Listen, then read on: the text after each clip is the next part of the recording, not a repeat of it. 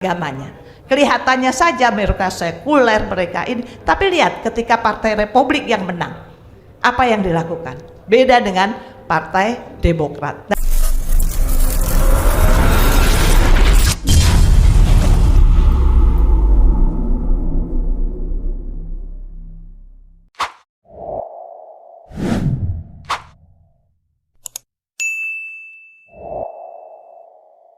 Sekarang Bu Nur Hayati ya, Bu Nur Hayati mau nyorotin soal luar negerinya ya, lebih pada itu atau soal perempuan? Bisa yang mana? Saya ingin menyoroti dua-duanya mungkin. Oke, ya. soal IKN enggak ya? Karena sempat ngobrol kan soal IKN sama Pak Prabowo. Baik, terima kasih. Bismillahirrahmanirrahim. Assalamualaikum warahmatullahi wabarakatuh. Salam sejahtera untuk kita semua yang saya hormati dan banggakan, para panelis, bapak-bapak, ibu-ibu, terutama keluarga besar FTA di bawah pimpinan Pak Tata. Saya hanya ingin sebetulnya kita senang ya, terutama kami ya, dan saya tahu FTA juga senang ketika Pak Prabowo menang. Kenapa Forum Tanah Air menyambut baik kemenangan Pak Prabowo? Saya ingat 2019 kami berkampanye sama keluarga besar FTA ya Pak Tata. Saya ingatkan kami berkampanye di New York, saya jalan ke UK ya dengan keluarga besar FTA di Uni Eropa untuk berkampanye Pak Prabowo di 2019. Makanya kali ini juga kita senang karena yakin bahwa kegembiraan ini, kita tahu tidak ada manusia sempurna. Jadi pasti ada kelebihan dan kelemahan. Tadi sudah disebutkan bagaimana kelebihan Pak Prabowo dan bagaimana kelemahannya. Tetapi saya ingin menyoroti hanya tadi sudah banyak dibahas mengenai bagaimana ekonomi, bagaimana. Nah, kami ingin yang saya sedih sebetulnya itu karena ketika diumumkan kabinet besar, saya berharap banyak bahwa ada perwakilan perempuan yang cukup banyak. Tetapi kenyataannya ketika diumumkan para menteri, keterwakilan perempuannya hanya 4 ya di menteri. Kemudian meskipun ditambah di Wamen, tetapi itu pun masih sangat sedikit. Artinya dari 108 itu perempuannya hanya di bawah, di atas ada 4 yang menteri ya, di bawah saya nggak tahu kurang lebihnya. Tetapi ini sangat menurut saya, di mana demokrasi ini adalah, apalagi Undang-Undang 45 kita dari dulu sebetulnya di Indonesia ini tidak ada perbedaan laki-laki dan perempuan, sama dengan Amerika, before law, men and woman sama gitu kan.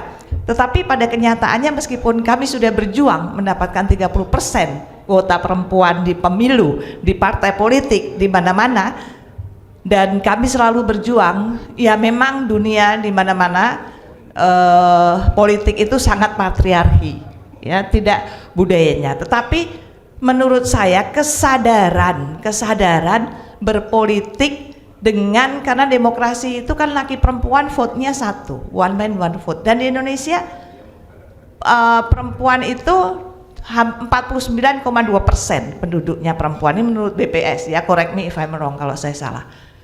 Tetapi kenyataannya masih selalu saja hanya menjadi bunga, yang penting kan ada perempuan. Jadi saya katakan kabinet ini sangat maskulin dengan segala hormat saya ya, meskipun yang dulu sama ya, tetapi kami berharap di kabinet ini banyak perempuan-perempuan, tapi mudah-mudahan karena masih ada harapan ya kan, harapannya nanti di perbaikan-perbaikan akan muncul perempuan-perempuan hebat, karena di Indonesia ini banyak perempuan-perempuan hebat. Kita nggak kalah loh sama Amerika demokrasinya, kita sudah punya presiden perempuan pernah ya, meskipun tidak lewat pemilu tapi pernah ya. Kemudian tetapi kemarin tidak ada sama sekali wakilnya, cawapresnya yang perempuan, justru Gen Z ada, tetapi perempuan belum ada. Nah, kemudian bagaimana Amerika sekarang, coba lihat Kamala Harris Kita lihat menang nggak ya Kamala Harris? Karena menurut saya, ya di Amerika itu meskipun bicara demokrasi, tetapi jangan lupa bahwa di sana sangat patriarki dan sangat puritan, memegang nilai-nilai agama. Mana ada orang Amerika sekuler sekali. Pak Tata lebih bisa menjelaskan nilai-nilai itu, makanya hanya ada di mata uang Amerika. In God we trust. Itu menunjukkan bagaimana mereka berpegang kepada Tuhannya, agamanya. Kelihatannya saja mereka sekuler mereka ini, tapi lihat ketika Partai Republik yang menang, apa yang dilakukan? Beda dengan Partai Demokrat. Nah ini kita lihat. Tetapi di Indonesia ini kan Pak Prabowo kemarin dalam pidatonya bicara bahwa demokrasi, ya demokrasinya akan dijaga, tapi tidak dengan caci maki, dengan santun. Demokrasi Pak Prabowo ketika diwawancarai, beliau katakan, karena ditanya oleh Bloomberg, mungkin masih ada ya, saya yakin Anda masih di YouTube-nya, bagaimana dianggap bahwa seorang jenderal itu militer akan memimpin tidak demokratis. Kemudian jawaban beliau bagus sekali. Saya mengikuti proses saya sampai jadi presiden ini melalui proses demokrasi. Jadi bukan saya melalui proses demokrasi. Jadi beliau akan memperjuangkan demokrasi. Nah ini yang harus dikawal oleh kami semua, kita semua di sini. Proses demokrasi itu tidak hanya berlaku untuk laki-laki, tetapi juga perempuan. Kemudian demokrasi itu saya setuju bahwa demokrasi itu home ground demokrasi, bukan import seperti yang lain-lain import. Tapi nilai-nilai demokrasi harus home ground demokrasi, local wisdom. Kalau misalnya kita bicara bagaimana kemudian di global, apa tanggapan global, sampai sejauh ini belum ada satu negara pun yang menyampaikan, ya artinya memberikan penilaian terhadap kabinet sekarang. Saya hanya di waktu itu saya mendapatkan banyak sekali telepon dari mereka. Mereka hanya menanyakan besar sekali gitu ya, apa yang terjadi, bagaimana dengan pelantikan, mereka hanya menanyakan, dan saya katakan semuanya baik-baik saja, semuanya ada waktunya. Nah yang kita berharap ini kan harapan ya, harapan atau kelanjutan ya. Jadi kita bicara menurut saya kita jangan bicara harapan atau kelanjutan, tapi keberlanjutan keberlanjutan negara ini juga harus tetap kan, keberlanjutan yang mana yang kita lanjutkan.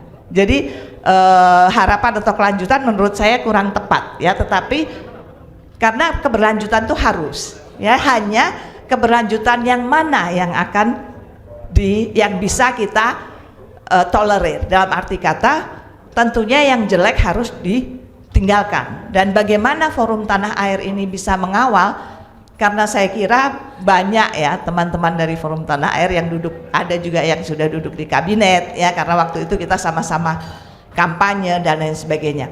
Nah ini bisa dimanfaatkan semaksimal mungkin dengan komunikasi, karena global issue ini luar biasa. Kita bicara tentang kemerdekaan Palestina, kita bicara Indonesia harus gitu ya, artinya normalisasi dengan Israel. Coba saya tanya, adakah yang mengatakan atau adakah yang menanyakan bagaimana hubungan diplomatik kita dengan Taiwan, bagaimana dengan One China Policy?